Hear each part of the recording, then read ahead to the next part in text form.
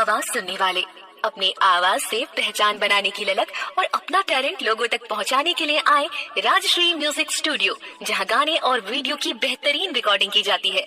Rajshree music audio video recording studio, Birgaon, Raipur, Chhattisgarh. अधिक जानकारी के लिए कॉल करें 8085048130 और 7999776763 पर।